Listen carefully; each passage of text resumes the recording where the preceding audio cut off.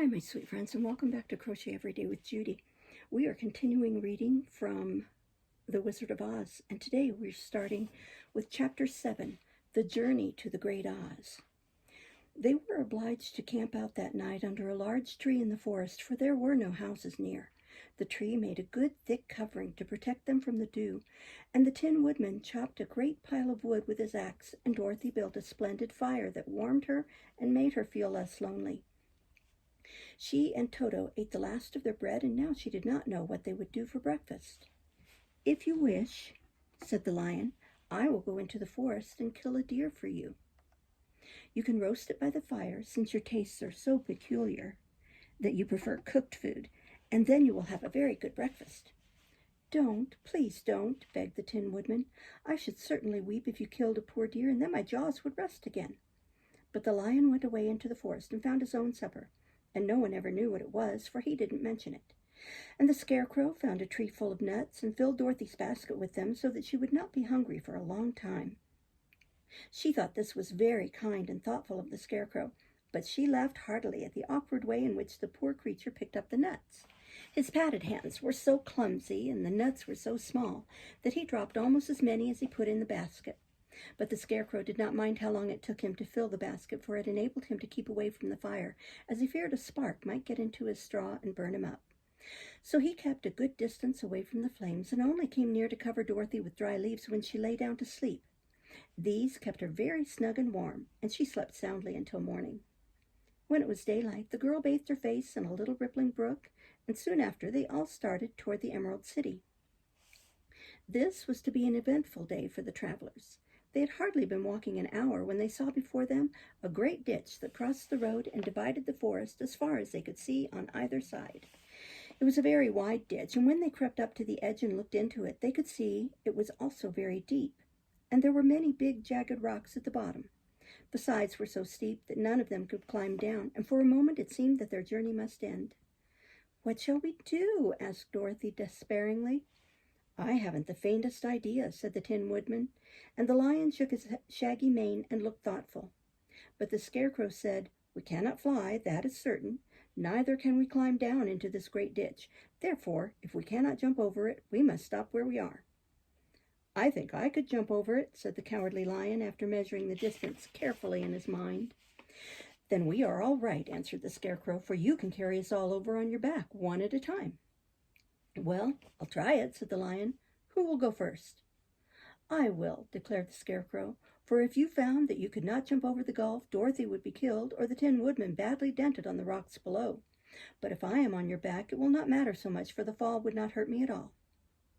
"I am terribly afraid of falling myself," said the Cowardly Lion, "but I suppose there is nothing to do but try it. So get on my back, and we will make the attempt." The Scarecrow sat up upon the lion's back, and the big beast walked to the edge of the gulf and crouched down. "Why don't you run and jump?" asked the Scarecrow. "Because that isn't the way we lions do these things," he replied. Then, giving a great spring, he shot through the air and landed safely on the other side. They were all greatly pleased to see how easily he did it, and after the Scarecrow had got down from his back, the lion sprang across the ditch again.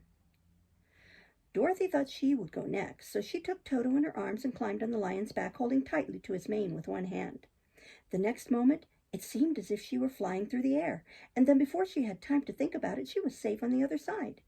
The lion went back a third time and got the Tin Woodman, and then they all sat down for a few moments to give the beast a chance to rest, for his great leaps had made his breath short, and he panted like a big dog that has been running too long. They found the forest very thick on this side, and it looked dark and gloomy. After the lion had rested, they started along the road of yellow brick, silently wondering, each in his own mind, if ever they would come to the end of the woods and reach the bright sunshine again.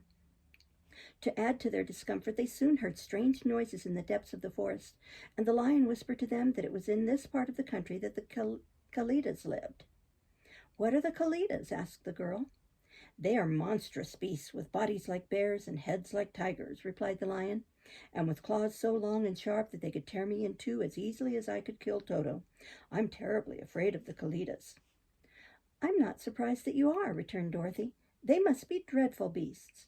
The lion was about to reply when suddenly they came to another gulf across the road, but this one was so broad and deep that the lion knew at once he could not leap across it. So they sat down to consider what they should do, and after serious thought the Scarecrow said, "Here is a great tree standing close to the ditch. If the Tin Woodman can chop it down so that it will fall into the other side, we can walk across it easily." "That is a first-rate idea," said the Lion. "One would almost suspect you had brains in your head instead of straw." The Woodman set to work at once, and so sharp was his axe that the tree was soon chopped nearly through. Then the Lion put his strong front legs against the tree and pushed it with all his might, and slowly the big tree tipped and fell with a crash across the ditch, with its top branches on the other side. They had just started to cross this queer bridge when a sharp growl made them all look up, and to their horror they saw running toward them two great beasts with bodies like bears and heads like tigers. "They are the Kalidas," said the Cowardly Lion, beginning to tremble. "Quick!" cried the Scarecrow. "Let us cross over." So Dorothy went first, holding Toto in her arms. The Tin Woodman followed, and the Scarecrow came next. The Lion, although he was certainly afraid, turned to face the Kalidas, and then he gave so loud and terrible a roar that Dorothy screamed and the Scarecrow fell over backward, while even the fierce beast stopped short and looked at him in surprise. But seeing they were bigger than the Lion, and remembering that there were two of them and only one of him, the Kalidas again rushed forward, and the Lion crossed over the tree and turned to see what they would do next. Without stopping an instant, the fierce beast also began to cross the tree, and the Lion said to Dorothy, "We are lost, for they will surely tear us to pieces with their sharp claws, but stand close behind me and I will fight them as long as I am alive." "Wait a minute," called the Scarecrow. He had been thinking what was best to be done, and now he asked the Woodman to chop away the end of the tree that rested on their side of the ditch. The Tin Woodman began to use his axe at once, and just as the two Kalidas were nearly across, the tree fell with a crash into the gulf, carrying the ugly, snarling brutes with it, and both were dashed to pieces on the sharp rocks at the bottom. "Well," said the Cowardly Lion, drawing a long breath of relief, "I see we are going to live a little while longer, and I am glad of it, for it must be a very uncomfortable thing not to be alive. Those creatures frightened me so badly that my heart is beating yet." "Ah," said the Tin Woodman sadly, "I wish I had a heart to beat." This adventure made the travelers more anxious than ever to get out of the forest, and they walked so fast that Dorothy became tired and had to ride on the Lion's back. To their great joy, the trees became thinner the farther they advanced, and in the afternoon they suddenly came upon a broad river flowing swiftly just before them. On the other side of the water, they could see the road of yellow brick running through a beautiful country, with green meadows dotted with bright flowers, and all the road bordered with trees hanging full of delicious fruits. They were greatly pleased to see this delightful country before them. "How shall we cross the river?" asked Dorothy. "That is easily done," replied the Scarecrow. "The Tin Woodman must build us a raft so we can float to the other side." So the Woodman took his axe and began to chop down small trees to make a raft, and while he was busy at this, the Scarecrow found on the river bank a tree full of fine fruit. This pleased Dorothy, who had eaten nothing but nuts all day, and she made a hearty meal of the ripe fruit. But it takes time to make a raft, even when one is as industrious and untiring as the Tin Woodman, and when night came the work was not done. So they found a cozy place under the trees where they slept well until the morning, and Dorothy dreamed of the Emerald City and of the good Wizard Oz, who would soon send her back to her own home again. Chapter 8. The Deadly Poppy Field. Our little party of travelers awakened the next morning refreshed and full of hope, and Dorothy breakfasted like a princess off peaches and plums from the trees beside the river. Behind them was the dark forest they had passed safely through, although they had suffered many discouragements. But before them was a lovely sunny country that seemed to beckon them on to the Emerald City.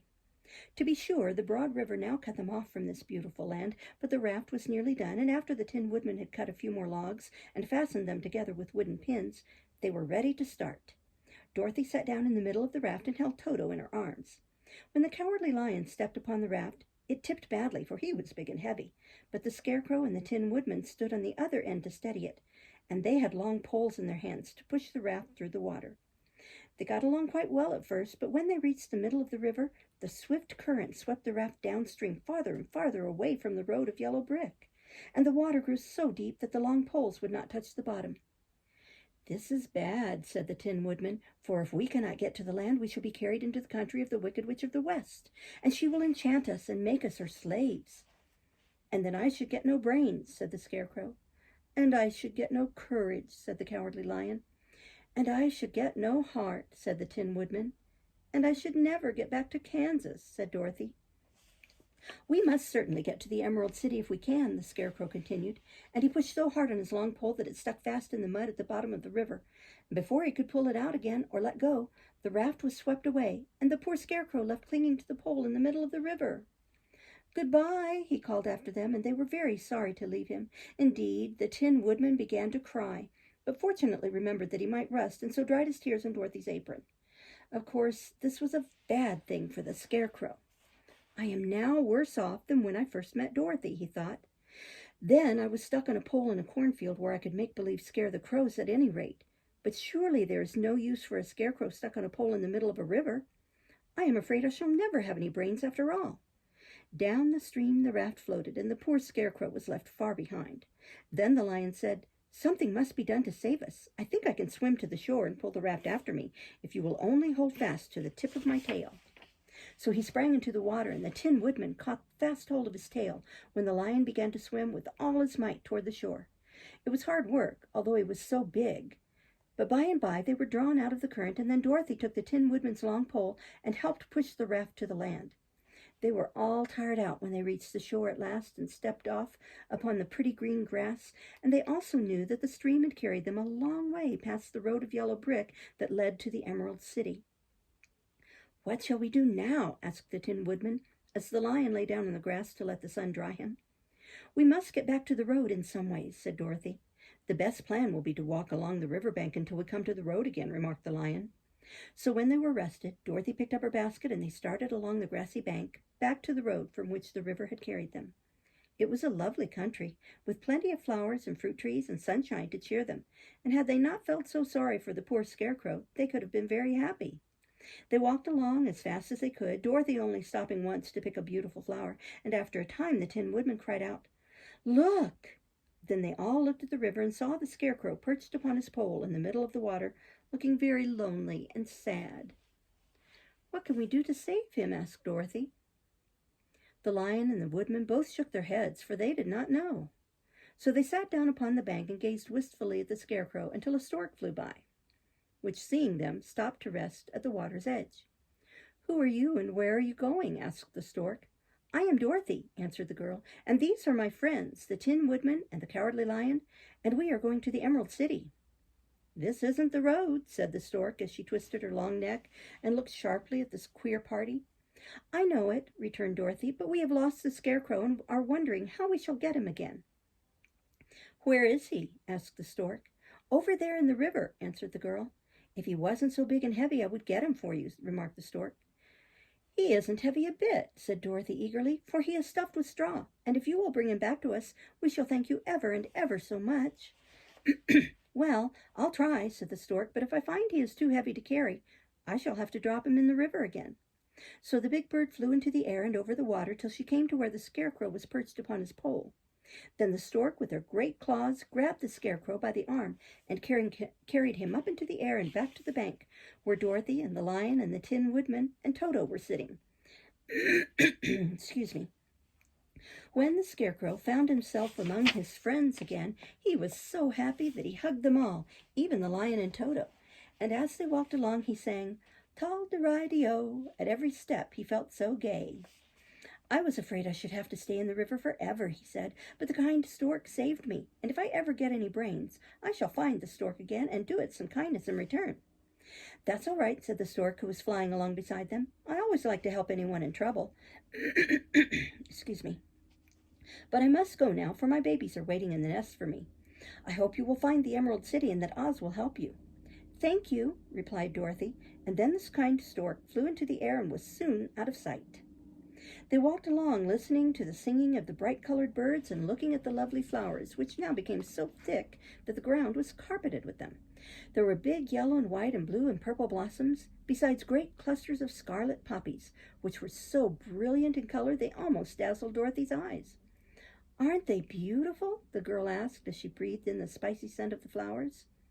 "I suppose so," answered the Scarecrow. "When I have brains, I shall probably like them better." "If I only had a heart, I should love them," added the Tin Woodman. "I always did like flowers," said the Lion. "They seem so helpless and frail, but there are none in the forest so bright as these." They now came upon more and more of the big scarlet poppies, and fewer of the other flowers, and soon they found themselves in the midst of a great meadow of poppies. Now it is well known that when there are many of these flowers together, their odor is so powerful that anyone who breathes it falls asleep, and if the sleeper is not carried away from the scent of the flowers, he sleeps on and on forever. But Dorothy did not know this, nor could she get away from the bright red flowers that were everywhere about. So presently her eyes grew very heavy, and she felt she must sit down to rest and to sleep. But the Tin Woodman would not let her do this. "We must hurry and get back to the road of yellow brick before dark," he said, and the Scarecrow agreed with him. So they kept walking until Dorothy could stand no longer. I'm sorry, I'm having trouble turning the page. Her eyes closed in spite of herself, and she forgot where she was and fell among the poppies fast asleep. "What shall we do?" asked the Tin Woodman.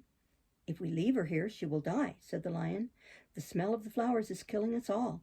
I myself can scarcely keep my eyes open, and the dog is asleep already." It was true. Toto had fallen down beside his little mistress. But the Scarecrow and the Tin Woodman, not being made of flesh, were not troubled by the scent of the flowers. "Run fast," said the Scarecrow to the Lion, "and get out of this deadly flower bed as soon as you can. We will bring the little girl with us, but if you should fall asleep, you are too big to be carried." So the Lion roused himself and bounded forward as fast as he could go. In a moment he was out of sight. "Let us make a chair with our hands and carry her," said the Scarecrow. So they picked up Toto and put the dog in Dorothy's lap, and then they made a chair with their hands for the seat and their arms for the arms. With their hands for the seat and their arms for the arms, and carried the sleeping girl between them through the flowers. On and on they walked, and it seemed that the great carpet of deadly flowers that surrounded them would never end. They followed the bend of the river, and at last came upon their friend the Lion, lying fast asleep among the poppies. The flowers had been too strong for the huge beast, and he had given up at last and fallen only a short distance from the end of the poppy field, where the sweet grass spread in beautiful green fields before them. "We can do nothing for him," said the Tin Woodman sadly, "for he is much too heavy to lift. We must leave him here to sleep on forever, and perhaps he will dream that he has found courage at last." "I'm sorry," said the Scarecrow. "The Lion was a very good comrade for one so cowardly, but let us go on." They carried the sleeping girl to a pretty spot beside the river, far enough from the poppy field to prevent her breathing any more of the poison of the flowers, and here they laid her gently on the soft grass and waited for the fresh breeze to waken her. Chapter 9. The Queen of the Field Mice. "We cannot be far from the road of yellow brick now," remarked the Scarecrow as he stood beside the girl, "for we have come nearly as far as the river carried us away."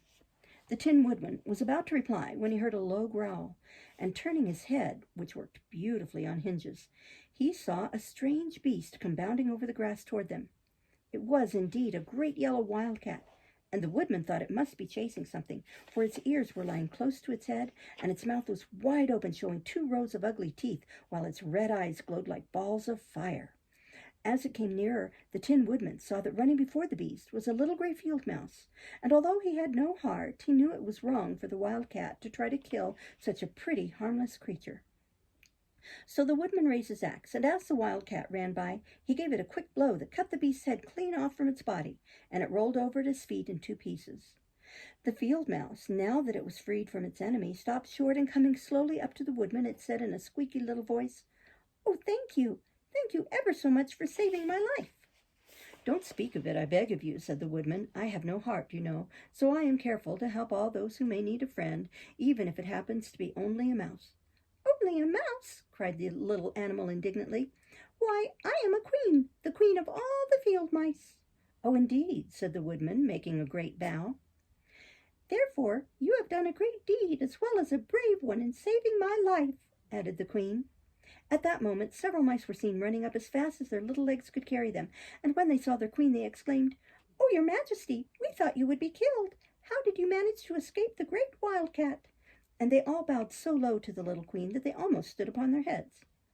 "This funny Tin Man," she answered, "killed the wildcat and saved my life. So hereafter you must all serve him and obey his slightest wish." "We will!" cried all the mice in a shrill chorus, and then they scampered in all directions, for Toto had awakened from his sleep, and seeing all these mice around him, he gave one bark of delight and jumped right into the middle of the group. Toto had always loved to chase mice when he lived in Kansas, and he saw no harm in it. But the Tin Woodman caught the dog in his arms and held him tight while he called to the mice, come back, Toto shall not hurt you." At this, the Queen of the Mice stuck her head out from underneath a clump of grass and asked in a timid voice, "Are you sure he will not bite us?" "I will not let him," said the Woodman, "so do not be afraid." One by one, the mice came creeping back, and Toto did not bark again, although he tried to get out of the Woodman's arms and would have bitten him had he not known very well he was made of tin. Finally, one of the biggest mice spoke. "Is there anything we can do," it asked, "to repay you for saving the life of our queen?" "Nothing that I know of," answered the Woodman, but the Scarecrow, who had been trying to think, but could not because his head was stuffed with straw, said quickly, "Oh, yes, you can save our friend the Cowardly Lion, who is asleep in the poppy bed." "A lion?" cried the little Queen. "Why, he would eat us all up." "Oh, no," declared the Scarecrow. This lion is a coward." "Really?" asked the Mouse. "He says so himself," answered the Scarecrow, "and he would never hurt anyone who is our friend. If you will help us to save him, I promise that he shall treat you all with kindness." "Very well," said the Queen. "We will trust you, but what shall we do?" "Are there many of these mice which call you Queen and are willing to obey you?" "Oh, yes, there are thousands," she replied. "Then send for them all to come here as soon as possible, and let each one bring a long piece of string." The Queen turned to the mice that attended her and told them to go at once and get all her people. As soon as they heard her orders, they ran away in every direction as fast as possible. "Now," said the Scarecrow to the Tin Woodman, "you must go to those trees by the riverside and make a truck that will carry the lion." So the Woodman went at once to the trees and began to work, and he soon made a truck out of the limbs of trees, from which he chopped away all the leaves and branches. He fastened it together with wooden pegs and made the four wheels out of short pieces of a big tree trunk. So fast and so well did he work that by the time the mice began to arrive, the truck was all ready for them. They came from all directions, and there were thousands of them, big mice and little mice and middle-sized mice, and each one brought a piece of string in his mouth. It was about this time that Dorothy woke from her long sleep and opened her eyes. She was greatly astonished to find herself lying upon the grass with thousands of mice standing around and looking at her timidly. But the Scarecrow told her about everything, and turning to the dignified little mouse, he said, "Permit me to introduce to you Her Majesty, the Queen." Dorothy nodded gravely, and the Queen made a curtsy, after which she became quite friendly with the little girl. The Scarecrow and the Woodman now began to fasten the mice to the truck using the strings they had brought. One end of a string was tied around the neck of each mouse and the other end to the truck. Of course, the truck was 1,000 times bigger than any of the mice who were to draw it. But when all the mice had been harnessed, they were able to pull it quite easily. Even the Scarecrow and the Tin Woodman could sit on it, and were drawn swiftly by their queer little horses to the place where the lion lay asleep. After a great deal of hard work, for the lion was heavy, they managed to get him up on the truck. Then the Queen hurriedly gave her people the order to start, for she feared if the mice stayed among the poppies too long, they also would fall asleep. At first, the little creatures, many though they were, could hardly stir the heavily loaded truck, but the Woodman and the Scarecrow both pushed from behind, and they got along better. Soon they rolled the lion out of the poppy bed to the green fields, where he could breathe the sweet, fresh air again, instead of the poisonous scent of the flowers. Dorothy came to meet them and thanked the little mice warmly for saving her companion from death. She had grown so fond of the big lion she was glad he had been rescued. Then the mice were unharnessed from the truck and scampered away through the grass to their homes. The Queen of the Mice was the last to leave. "If you ever need us again," she said, "come out into the field and call, and we shall hear you and come to your assistance. Goodbye." "Goodbye," they all answered, and away the Queen ran, while Dorothy held Toto tightly, lest he should run after her and frighten her. After this, they sat down beside the lion until he should awaken, and the Scarecrow brought Dorothy some fruit from a tree nearby, which she ate for her dinner. We'll stop there and start next time with Chapter 10. Thank you for listening. Bye-bye.